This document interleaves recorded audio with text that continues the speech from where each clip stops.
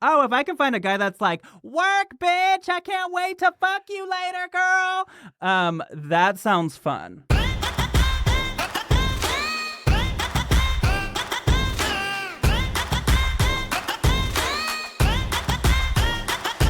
Welcome back to That's a Gay Ass Podcast, the podcast that asks, whose fault is it that you're queer? It is me, Eric Williams, and this week is the stunning Roz Hernandez. She's one of the stars of the new Hulu show, Living for the Dead, about queer paranormal investigators. You have got to watch it.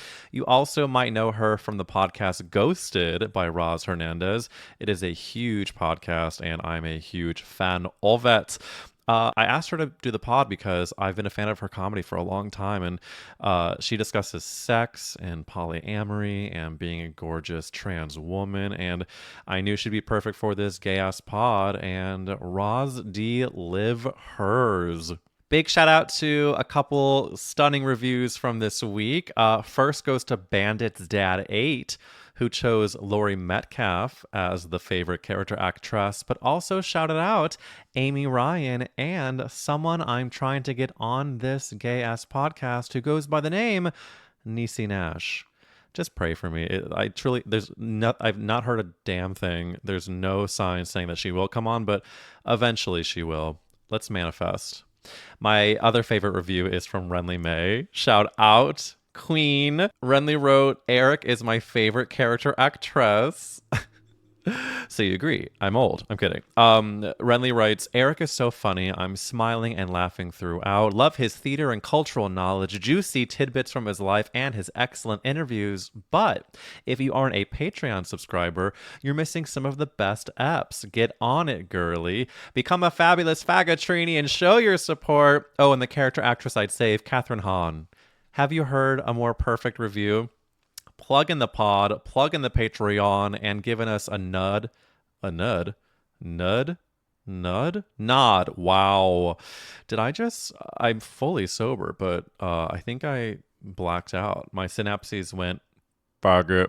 Anywho, thank you for the Catherine Hahn shout out, and Renly, thank you for also bringing awareness to the Patreon. It is a good place to be. If you want to listen to the bonus episode this week, I'm very, very proud of it. We talk about our inner saboteurs, gay dating, and of course, I had to discuss Pierce Brosnan's chest hair and Mrs. Doubtfire as a follow-up to my appearance on Liam Garrow's podcast, Tell Me Everything. You can join that for just $5 a month to get those bonus episodes. Patreon.com/gayasspodcast. We're going to get into this episode with Roz Hernandez. We talk about exorcisms, community theater, and the type of guy that Roz is trying to fuck. I hope you enjoy, and I'm so glad you're here.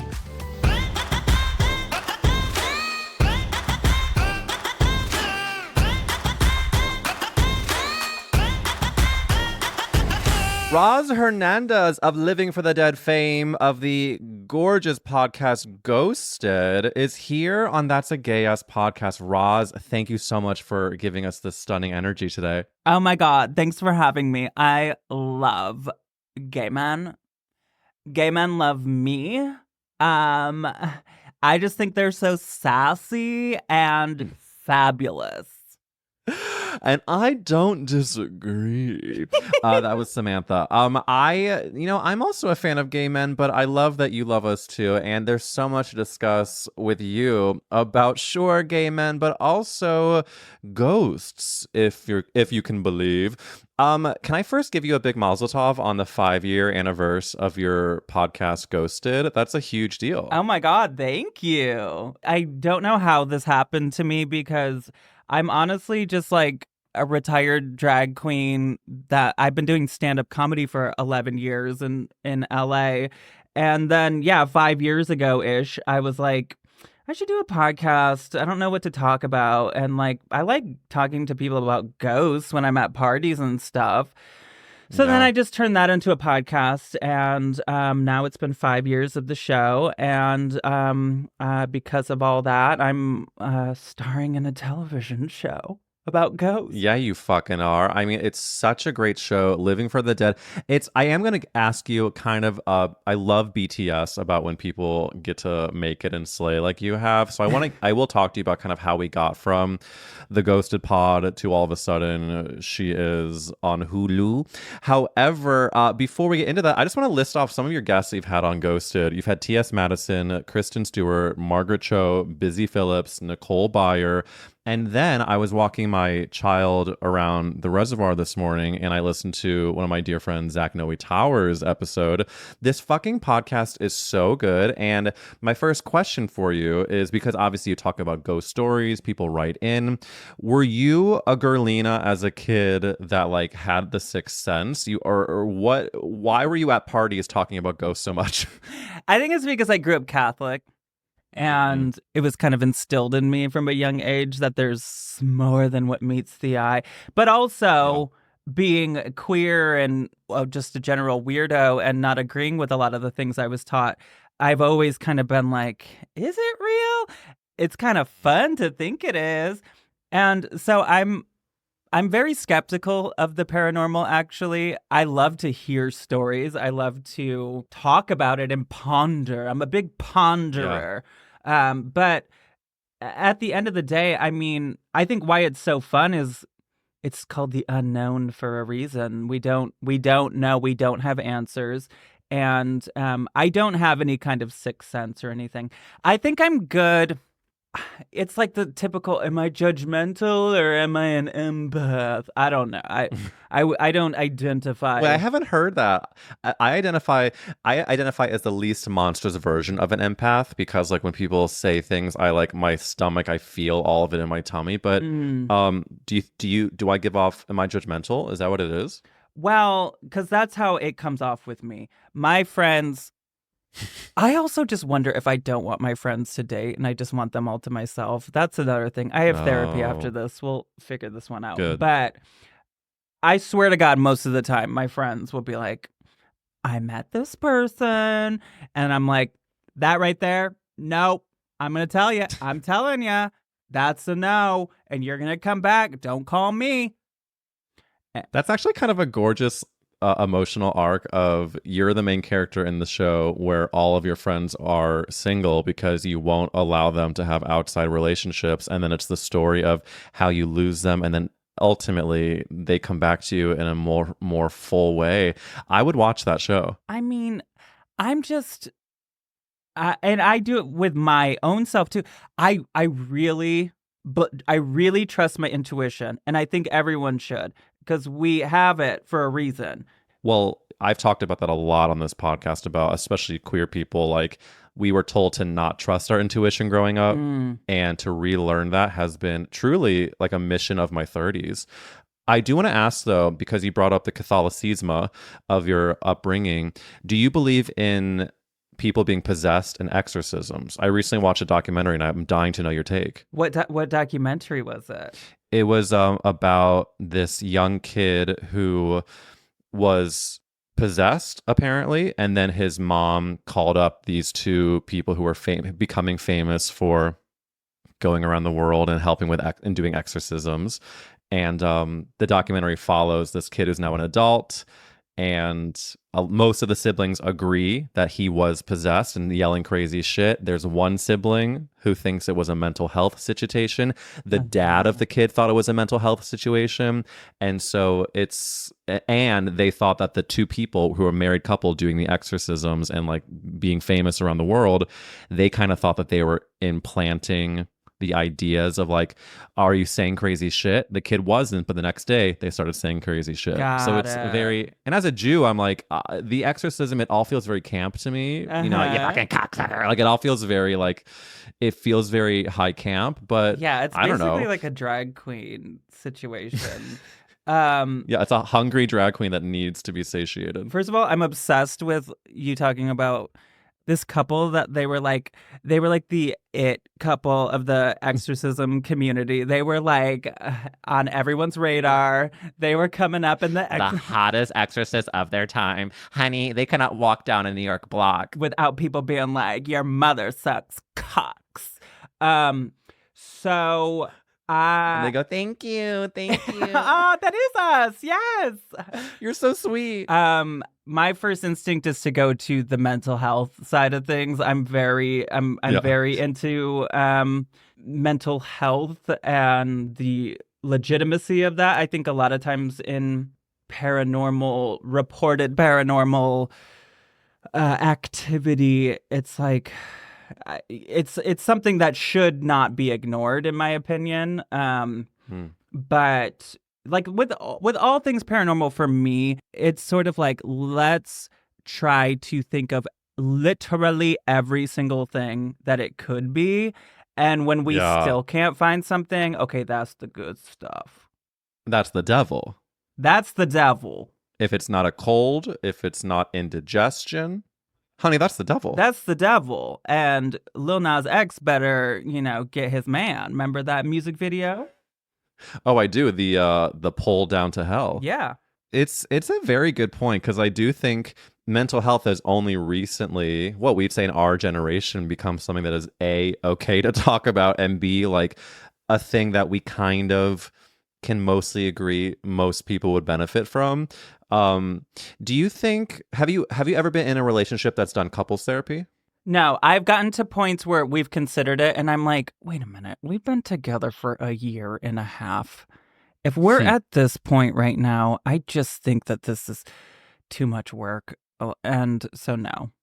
Um, I do get that. The year and a half of it all is you want to have at least a couple years of of honeymoon, I would problems say. to report back to the therapist. Well, yeah, and you need more info. Matt and I did not go to couples therapy until we were like 5 years in. Hmm. And of course we were in a bit of crisis when we went because it was like, oh, things are no bueno. And also, spoiler alert, we're planning a wedding. So that was like a fun timing. But it of course helped us so much, and we ended up being better than we were before. And I any chance I can have to talk about couples therapy, I'm like, I want it to be a little more open and less stigmatized because, honey, relationships are hard. Friend relationships, romantic relationships. Hmm. We sometimes need an intervention. Right. I always talk about transitions. Like Mm. transitions are a big one for me because oh, spoiler alert, I'm transgender. So I've gone through, Famously loves a transition. yeah, went through that uh and continue to, and I'm 9 years sober. I'm, for the first time in my life, learning what it's like to be on TV. It's all Mm. transitions. And I think that we Yeah. all have transitions in life, even if it's just like getting a new roommate or a new relationship, a new job, whatever. Like when we go through these things, I really think that we need guidance and someone to talk to that isn't just a friend. I think it's important. Oh yeah. I think about it a lot with people that transition. For my personal opinion is start on the inside first. That's my advice. Because like I can't imagine. when I decided to come out as trans, I did 2 years of therapy about it before I did that. Just so I Damn. knew I wasn't gonna, you know, I just so I just knew, like I needed to know.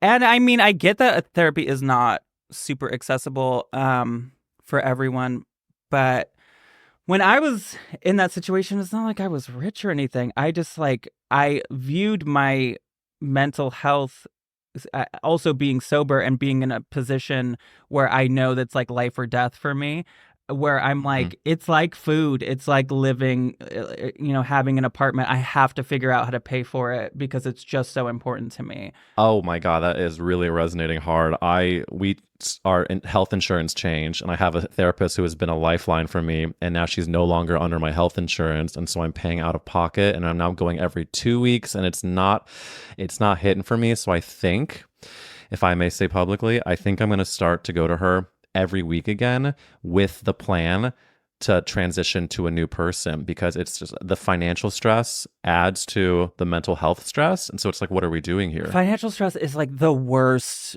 thing for a brain. I swear to God. And I'm Oh my so sick God. of it. And I mean, I still deal with it, and I've always dealt with it like my entire adult life. But I try to use it as motivation to. Do you have a scarcity mindset? Is that the trauma? Yeah, I think so. I'm Because that's what I I do. also I live very out of my means. I'm very like Wait, what does she get that she shouldn't be getting? nothing good. It's like I have an antique problem. Um Oh. I have Oh, you are. I also heard. I listened on your podcast that you're a hoarder as well. I'm a hoarder, but I'm a hoarder of like one of a kind. Well, I think that's what any hoarder would say.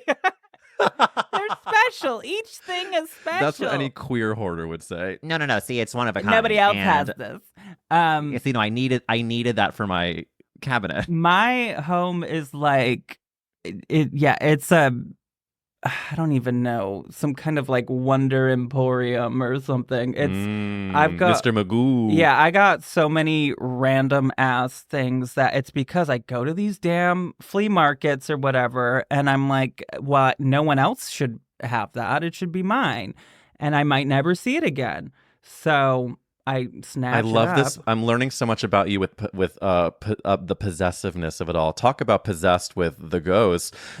I love that. Like the objects need to belong to you.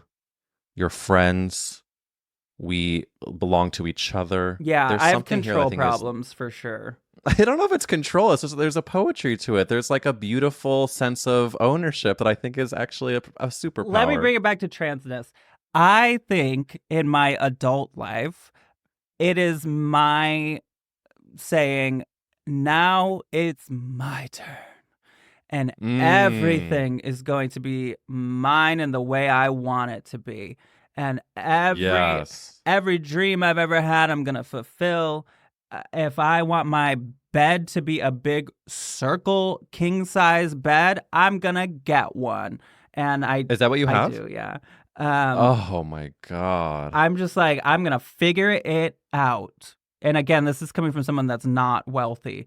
I'm like, I'll work, and not get food delivery for a couple of months, and then with that money, I'm gonna buy a giant neon sign from a tarot reader that went out of business and put it in my living Oh room. yeah. Wait, that's chic. No, that's chic. Thank I can you. absolutely see that working. No, that's I it's also what you're giving me is the queer version of my mom always says, "You're never going to feel ready to have kids. You just got to do it." Because, of course, she's trying to get as many grandchildren as humanly possible. And for you, it's like, you're never going to be able to afford the circle bed, but you will figure it out. That to Yes, me is that's like, my kids. those are your kids. Oh, yeah. I mean, I'm undecided when it comes to kids, and I can fully see having the trinkets, the tchotchkes, and the tarot signs being our living, breathing children. But listen, Roz Hernandez, I need to ask you the famous podcast question, which is, whose fault is it that you're queer? Who do we blame, Beeb? I think it's the Catholic Church. Going back to it, Mm. I'm obsessed with Catholicism. I never stop talking about it. It's like this is talk And about you, and like you shouldn't. a breakup. It's like I'm obsessed with my ex, kind of a thing. I just can never stop talking shit or like Well, then let's dive into exposing. her. Let's dive into the. Were you a Catholic school person? Yep, Catholic school. I went to, I believe it's the oldest boy girl Catholic school in America, and it's also where my mother and grandfather went. Um, Uniform, all that. There's Wow. something about Catholic Church that I think made me everything I am. Like the performance of it, like talk about Mm. drag, loved it. Um, just like everything was so fabulous and bedazzled, and I don't know, I loved the pageantry of it. And I don't who knows what came first, the chicken or the egg or whatever when it comes to did I always want to did I always question things? Did I always go, "Oh, I'm not allowed to do that"? No, I want to. Yeah. I don't know, but definitely once I started getting preteen, teens, and we started learning more about homosexuality and like all the fun stuff, that's when I think it made me want it more. I always find that part of Catholicism so interesting because I'm very excited for Matt to listen to this episode because he also went to Catholic school, the same school that his parents went to. They met at that Catholic school. He also did the uniform. But it seems to be like you kind of use it as a superpower-ness of like that being your background. I think a lot of people in Catholicism, I just think about like, were you told you were going to burn in hell, like about the homosexuality of it all in school? Like that to me seems the most difficult part to swallow. Yeah, but I don't remember hearing that quote against me, but I think that the way that it was discussed for me and my, I almost said coworkers, fellow student, would have been like, here's the thoughts on this, and it's not, it is believed that if you do that, you will go to hell. That is considered I don't know, is it a mortal sin or what, the bad one. So either way, I knew it was not very encouraging. And then certain topics would come up where it was sort of, you're playing the role of God and you're not supposed to do that. And that is like the stance on trans people, I believe. It's sort of like you're basically telling God he messed up on the job and you can't do that. So yeah, it was just not very encouraging of any of that. No. Can you tell us where geographically this Catholic school was? Where you grew up? Michigan. Oh, go blue. So a Michigan Catholic school that your parents and grandparents went to. You at least though had the faggotry of high school theater I've seen in your material. And as a fellow theater queen myself, I find it to be necessary to ask about what she did. By the way, your joke, if I may tell you how much I love it, is you basically say how you used it as an excuse to wear as much makeup as you could. Yeah. And then you say your teacher was like, "Sweetie, I don't think John Proctor in The Crucible needs a winged tip." Is that the truth that you were a full beat theater gal? Yes, but I always had a problem with people my age. When I was like 14, who I considered my best friend, she would not consider me her best friend. She was a 36-year-old woman that owned a vintage clothing store, and I would walk to it after school and just like hang out with her because I was like, you're an adult and you're like not my parents. And I just want to talk about adult stuff. I never was into people my own age. And so I did a lot of theater, like the community theater, with grown-ups, with real working community theater actors. I'm picturing you with your cup of coffee. You're fully 12 and a half. Oh, yeah. And what's funny is that like that time period has come back. At that time, my big purchase, $60, was an Ed Hardy hat. Now, this was before Ed Hardy became like the douchey bro thing. It was the first when it was like the Hollywood starlet trucker hat era. I bought 2 Ed Hardy hats online, and you better believe I would walk into those rehearsals with that and my coffee. Oh my God. And what were you rehearsing? Give us the Community Theater Players Presents. Well, I never Our did musicals. I did a lot of plays, but I'm just trying to think like which ones were like iconic.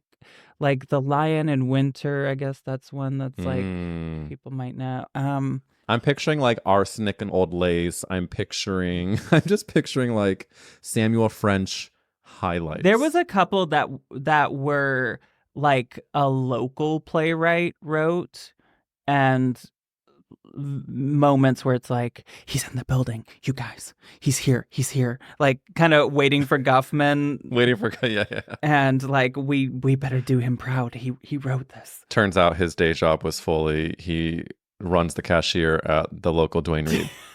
Possibly, or there it might have been Meyer. Meyer is the grocery store, Right, which is iconic with a J. Yes, Meijer. It's like the best ever. It Shout out. Shout out to Meyer. seriously, you can go to Meyer. People don't understand. It's so hard when you move away from Meyer because you need to go to like 5 different places to get all you can get in this one building. I mean, it's basically, I think like the closest thing to a Meyer would be like a big Target or I guess Walmart, but the quality is really good with a lot of stuff. And they straight up, like, you can get a haircut in there. They sell some live animals. You can buy a hamster. You could buy a Meyer. goldfish. You can buy, I mean, at the time, CDs, whatever you need. The amazing produce. Meyer. This episode is brought to you by Meyer. For our Midwest listeners. Yes, if you're in the states of Illinois, Michigan, or Oklahoma. Shout out Oklahoma gays, whoever you are out there. We stan a Meyer, we stan a community theater, and we stan the old lady at the vintage shop who, and by old lady I mean person, 36-year-old. The old lady at 36 who talked to you like a human being. So if you're in Michigan Catholic school community theater, where do you go post high school? I thought you were going to say post show because that would have been Panera Bread. I really want to get into the night of the show. So the playwright is there. You get in the car. Where do you drive to? Get a big old bread bowl of broccoli cheddar soup and debrief. Yes. Okay, so then I moved to Los Angeles when I was 17. And wow, I've been here ever since. Holy shit. You went straight for the Hollywood Hills. Yeah. And then you truly started doing stand-up pretty immediately? No, I started doing stand-up in 2013. Still, I mean, it's pretty cool to see someone grow up in Michigan, move to LA, and make their fucking dreams come true. And it's not the easiest thing to do. And I'm snapping for you. Thank you. I know. I wish huge snaps. I wish I was like a Nepo baby. I'm not. It's taken me way longer than I think it should.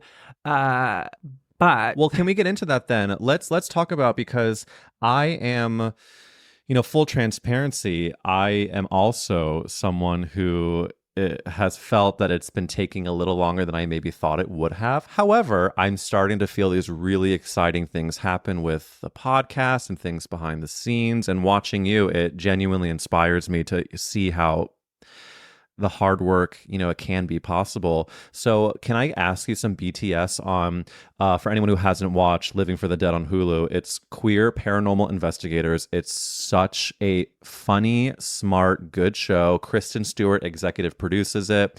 There is a clip that you have posted that I truly could watch over and over, where a homophobic ghost first calls you fat. You say, fat. You then say, are you talking to me? And then it goes, faggot. You go, oh, he just used the F word, the gay one. It's so unexpected to put a queer lens on paranormal investigation, and I'm thrilled that you did so. So the question of this is, can you talk about how we went from, I assume your podcast inspired at least your involvement with the show. How did you get from A to B? Well, yeah, I mean, I guess it's the way that my queerness manifests that sometimes I think when you're queer, and this might be another judgmental thing on my behalf, but I think that sometimes when you're queer, maybe always, whether you realize it or not, are at a fork in the road where it's, do I blend in, and do I just try to be, yes, I'm gay, but it's that's not everything. It's just a part of me. Mm. Do you do that? Or do you go, okay, I'm different and I like that. And that's what makes me powerful. And I want to just keep being different. That's what I think. And for me, I feel like I felt like such a freak for so many years that I'm like, honestly, it doesn't even feel comfortable doing what other people are doing. I don't like it. I just don't. If Yes. someone's already doing something, I'm not interested. Or Ugh. like I'm not interested in doing it for myself. Someone's already doing it. And for me, I think when it came to the paranormal, I've always liked that kind of a thing, but I wasn't seeing anybody bringing queerness into it. I wasn't seeing Mm-hmm. anybody bringing comedy, like at least not from the comedy world. I mean, people with Mm-hmm. senses of humor, sure, but like maybe just bringing the approach of incorporating comedians and drag queens and people from the queer world to talk about this stuff. And so I think when the time came for this TV show, I think they were looking for people that were queer and in the paranormal world. And when I first got called about it, they were like, we want like someone that's funny, that's in the paranormal world and is queer. And I'm like, honestly, it's a very niche market, but I think I cornered it for the most part. Like I You found your girl. I want to affirm what you said about the fork in the road because that really struck me hard. I, too, did not enjoy the path of fitting in. It really did not feel. I felt like I was blaming and shaming myself. And now that I've taken this path of enjoying the difference of it all, I had someone say to me in my life, somewhat recently, in the past few years, you seem really defensive and you're always making it a gay thing. And when they said this to me, I had to defend myself. And I have to tell you, Roz, it felt actually really fucking good to defend myself because the old me would have been like, am I annoying? Am I saying too much? But I knew, and talk about trusting your gut. My gut was like, alarm bells, alarm bells. You are not being defensive or making it all about the gay thing. You are actually just being who you are and standing up for yourself. And that's and literally I had to tell this person a few times what that felt like and they ended up understanding, but it's not an easy path, but it ends up feeling so much more empowering and authentic. And so, back to the show, I think the stars absolutely aligned partly because you lived in your like queer weirdo truth of loving the paranormal, and I'm glad that the people behind the show saw you and they were like, I mean, she's it, there's no other option. well, and it was a I don't know. I don't want to say a rough road or anything, but it's not like I started doing this queer ghost hunting or, ghost podcast and it blew up overnight. It was like, Mm-hmm. constantly trying to get the word. I still still a lot of people don't know about it. Now there's just so much content all over the place, but like Mm-hmm. it's never ending. But I think if you're passionate about something, it's sort of going back to the like this is taking forever for something to whatever. But I don't know if it's what you're really into and it's something that you have to do. You figure it out and you just keep going. Yeah. And I'm like, what's the other option? Like, I really like this and I believe in it. And I believe that something will come of this if I just keep doing it. Because I always was telling myself, like, there will be a day when a bunch of people find my podcast. And then now it's like there's a streaming platform of my podcast here. They can now go back and binge years of it because I've just Yeah. kept doing it. And I'm very grateful for the people that listened to it from the beginning, but I don't know. I just kept doing it just because I liked it. But wait, let me go Yeah. back to the fork in the road because I will say there are some people that like that other path and it works for Mm-hmm. them. And there's some people that I think are maybe their interests are more heteronormative or Yeah. whatever. And they just so happen to have attraction to the same sex or whatever it is. But Well, it also doesn't have to be all encompassing, I think. Like the fork is a fork, but if you find even either for safety or for the culture that you live in that it actually makes more sense Right. to. But then I think the empowering part of it is deciding what parts of your life that you allow to stick out a little bit from the norm, because it's not, I'm trying to learn in my therapy, it's not, nothing is black and white. Just like career stuff is not all success or all failure. So I think in broad terms, we can say there's a fork, but almost every day, probably as queer people, no matter where you live, you have to decide what parts of you're going to decide to stay on one side of the fork versus the sides are going to stick out on the other side. I think it kind of is one of the realities of being not a hetero person. yeah, and I think I try to find like the beauty in it, or like the specialness of the Yeah. queer experience, where I'm like, yeah, this is part of it, babe. And there's always going to be our challenges or whatever. But again, maybe it's because I'm sober, or I don't know. But when I see a challenge, I know that when you overcome it, it makes you more powerful. And Oh, 100%. And it's all, I think, happening at a time when you can appreciate, all this. I'm sure like the show happening now would feel different than it happening 10 years ago. I would have been a we nightmare. I would have been a mess. I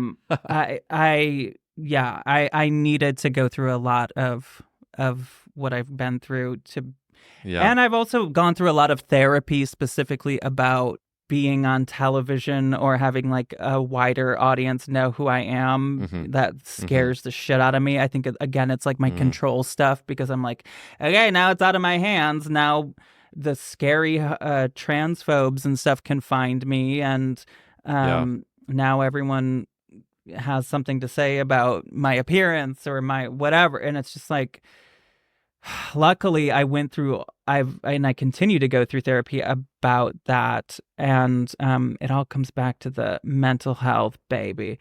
It's so important to Can I me. ask about, I totally agree, and I have some curiosities about the sobriety of it all, because as you said, you're 9 years sober, which I want to, huge mazzles to you. So as a sober person, what do you do for a pick-me-up if you're not going to the illicit world? What is Roz Hernandez doing if you need something to make you, feel good after a long day? I'm addicted to nicotine. I don't do cigarettes though. But I'll try anything nicotine that's not like tobacco. I love sweets, and Me too.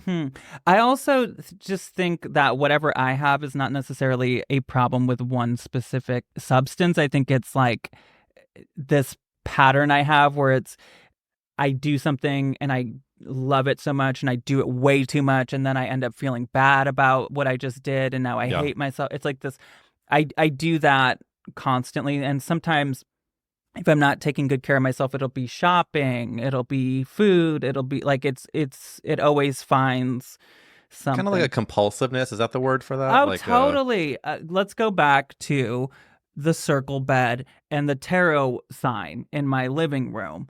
Like, it's a lot of that. Can you see the floor of your bedroom? Well, I have shag carpeting in my bedroom, So we can see shag. so we can hun. see shag, babs. Oh, well, that's all you need. I feel like as long as you can see shag, the rest is fag, bitch. We're using fag as a compliment. I'm triggered after what the ghost said to me. Faggot. I do need to ask you the next famous podcast question. Roz Hernandez, if the world was ending, you could only save one character actress, who would you save? That's a hard one. There's so many.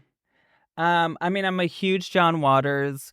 I would say Mink Stole, probably. My bathroom is divine and John Waters themed. So you were born as an elevated queer person at 4 years old. You're in Michigan, and I just picturing you talking to the woman at the antique shop, you loving the John Waters of it all. To me, you've like, don't you feel you have this like otherworldly, sage, grounded queer person inside of you? That's the vibe I get. Well, it's also my advice to queer people, and I'm sure it applies to all kinds of people. But from my experience as a queer person, I find it is so important to have queer mentors and older friends in your life that will tell you stories and teach you about things you might not know about. And that's like major for me. And some of my closest friends are like twice my age. Like You've always wanted older friends, and you've accomplished that. When I had Dan Savage on the podcast, it was a very, very good example of what you're saying, of like hearing stories that are very similar in ways to my experiences, but also very different because of the generational attitudes. And I totally agree with you. My friend, like, I'm very close with the drag queen Jackie Beat, and we probably hang out like, I don't know, 2 times a week. We go like shopping or go out to lunch or whatever. And we're very hacks, like the TV show. We're in every definition, but we're very that. And we're just like constantly making each other laugh. And I'm always just like, what? Tell me about the 80s. It's just lots of storytelling. And well, Jackie Beat is an institution. Yes, she is. We tried to get her on one of the live shows for the podcast, and I will say this, and I'm okay saying this, at the time we could not afford her. However, one day I will be able to, and don't get it twisted. Oh, wow. I mean, if you just don't tell her I said that. Give her a vegan meal. She's newly vegan to the point where twice now I have hung out with her, and she had a t-shirt or some type of merchandise that said vegan on it. It's like, girl, we get it. Like, she's very newly vegan, wants the world to know. And I think it's lovely. Right. I think it's beautiful. But if you told her, I got a Beyond Burger with your name on it, she might talk. Oh, okay. Beyond Patty? Yes. And I'm trying to rhyme with Patty, but it's not coming to me. We love Jackie, and we love your Hannah Einbinder, Jean Smart, the even more queer version of hacks. Hacks. Queer hacks. And if it's not Las Vegas, where is the queer hacks take place between you and Jackie Beat? The Valley. We go to the Valley a lot. We love the Valley. I love picturing that. It's just the Valley. Speaking of different generations, I have on my list of questions that I need to ask you about. Is your dad actually a professional clown?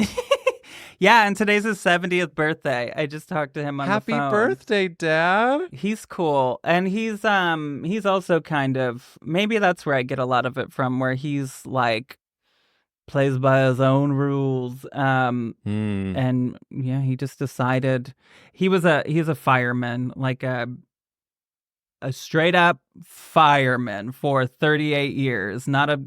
He wasn't like a captain or whatever. He was like a working hard fireman. Wow. And that man has seen some shit. And he retired recently. But his sort of fun thing for years was being this clown character where he would teach children about fire safety. Oh, come on. Talk about putting your passions together. Clownery. But that was like where I learned, like, to me, it's the same exact thing as drag. Like, people always joke about like drag queens are clowns. But like, for me, I have such early memories of going to the like costume / magic / theater makeup store or whatever with my dad and getting his Ben Nye makeup and my dad getting new wigs and stuff and seeing the transformation. Ben Nye made you queer for sure. Yeah. So that's been, when I started being a drag queen, it just reminded me so much of the clowning. which I was also a clown as a child. It's kind of beautiful to hear that because you think about a Michigander fireman, Mm-hmm. and then you don't think about the proud clown parent of a gorgeous trans child. You know, it's like we love to see that. Yeah, and it's also we grew up Mexican American in not a super populated area, and like his family moved there in the 50s 60s to the Midwest to pick fruits and vegetables and stuff, and they were like forced to learn English, and he, I think, has always kind of identified with being an outsider, and Mm. I think that's like a big part of why he's always been able to understand my anything that's a little outside of the norm, which I'm very lucky for. I love that so much. I mean, listen, if someone's going to understand what it's like to be outside of some of the norm, it's going to be a clown. I mean, yeah, my dad wears more makeup than your mama. Blessings, peace and blessings. Well, Roz, I love this life story and I cannot wait to see the biopic where you play yourself. And I will absolutely be helping the For Your Consideration campaign. Thank you. But before this felt we like end- therapy. I'm not gonna lie. I feel like it was way deeper than I was expecting. But Well, Roz, I got a I'm- message today. Someone listened to the most recent episodes, and they said, "Why do I feel horny and like I want to cry?" And I said, "Sweetie, that's the vibe. wait That's a my minute, you favorite didn't give vibe." me an opportunity to make anyone horny. Listen, fellas. I, No, yeah. Please give us your sex line talk. well, I mean, I lived my life as a gay man before I retired and became what I am now, this glamazon ghost huntress, stand-up comedian. But I go on these cruises doing stand-up for gay men. Yes. And it's very difficult for me because they're so hot.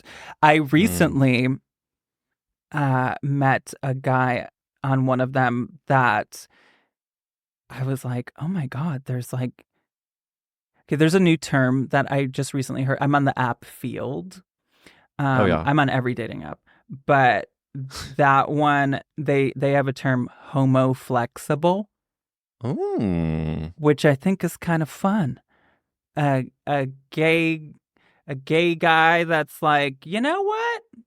Yeah, a trans lady, sure. Oh yeah. I mean, my Twitter is there's an abundance of very hot homoflexible pornography, and I won't ask you anything specific unless you want to talk about it. But did this homoflexible person on this cruise get some Hernandez? No. We kissed and we talked. That's one thing I've lost from my transition is that I no longer have like a hookup mindset. I used to, but once I started transitioning, I'm way more, I have to connect. I have to feel I love that. safe and like I know you, and then my feelings start to develop. It's like so annoying. But I'm in an era right now where I'm very sick of straight identifying men. I have nothing to talk to Yeah. them about. Yeah. And I don't know. I'm just not that interested. So I don't know if I'm just going to stop dating and putting myself out there, or just kind of back off on it. But I'm excited about these conversations of queerness and people opening their minds to trying out different things these days, because it has been really exciting in my trans days of dating to see there's a whole other world out there that I've discovered. And Oh yeah, New Frontier vibes. I don't know if you're watching. I don't think it's on the same network as your show, so I'm allowed to say whatever the fuck I want. It's From Couple to Thruple on Peacock, and I bring it up because there's a very, what we would call, homoflexible person on the show, and they go to this resort with their girlfriend. They, of course, live in Bushwick because why wouldn't they? And they're attracted to all bodies. And to me, it is very much that exciting part of like they're down to clown. Well, what part of the reference. opened my eyes when I was on this cruise and I met this person was, you know, I don't know the exact terms or whatever, but it's like a lot of guys that I date, it's like whether who knows what the exact definition of their sexuality is. Honestly, who cares? But they live their life very like a straight male would. You know, I don't know if that's a stereotypical thing, whatever, but they just identify with straight male culture and they like the heteronormative relationship, which I'm not really that interested in. I think I'm too bossy. But like, it was exciting to me to meet someone that sort of lived their life like a gay man, but was still attracted to me. And I was like, okay, now that could work. Because what's so hard for me is that my job as a stand-up comedian that is very like powerful in the room with all these people, and I'm like talking about how I used to live my life as a man, and I'm talking about sex on stage and whatever. There's a very small percentage of straight men that are like, that's attractive. Yeah. But I'm like, oh, if I can find a guy that's like, work, bitch, I can't wait to fuck you later, girl. That sounds fun. I see that for you so hard and so good and so like work bitch, and then takes you to poundtown.biz. That we manifest. We absolutely manifest. And I dream, and I mean this, I dream of one day somehow getting hired on a cruise with you and Zach Noe Towers and just dancing till the water cows come home. Yeah, we have a good time because the two of us are both sober too. And so when we do these, it's a lot of time at the buffet and it's fun. Listen, love me a buffet, especially if there's a dessert line involved. Roz Hernandez, I sadly have to ask you the final podcast question that I did not prep you on. However, if Catholicism made you queer, what's keeping you queer? Is it a pornography? Is it a sandwich? Is it a gorgeous gay man? A homoflexible person? What's keeping you a queerdo? God is no. What is key? Now you're making me think. Yeah, you're right. I should get out of this lifestyle. It's not doing me anything good. I'm actually. This podcast is meant to convince people to stop identifying as queer. Yeah, this is reverse conversion therapy. You know, I think that there's just so much wonder and mystery and fun in the world, and that goes along with my paranormal interest, where I have always been like, there's gotta be something deeper. And I think that queerness, a lot of it is about redefining these norms that we're told or have been put onto us, and exploring. I think exploring is really fun. And at this point, I have not gotten bored with it. So I'm just going to keep getting queerer. Let's do a ghost cheers to lean into the ghost of it all. A ghost cheers to exploration. Yes. Clink. Roz, thank you so much for coming on That's a Gay Ass Podcast. Before we officially stop the recording, can you tell us where to follow you and what you want us to look out for? Okay. So my Instagram is at Roz Hernandez.